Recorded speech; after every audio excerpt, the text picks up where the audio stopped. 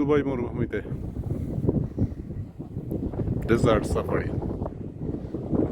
খুব বাতাস বইতেছে, প্রচন্ড। গাড়ি থামিয়ে একটু ছবি সেশনের চেষ্টা। সুযোগ পেলে আপনারা আসবেন। বালু উড়ে যাচ্ছে, নাক মুখ অবস্থা খারাপ। নিজেকে দেখেন কি অবস্থা,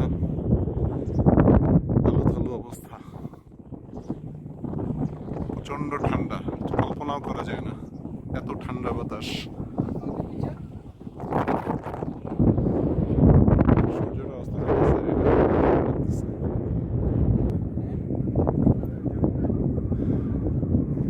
শুধু বালু আর বালু, বালুর চর, পাহাড়।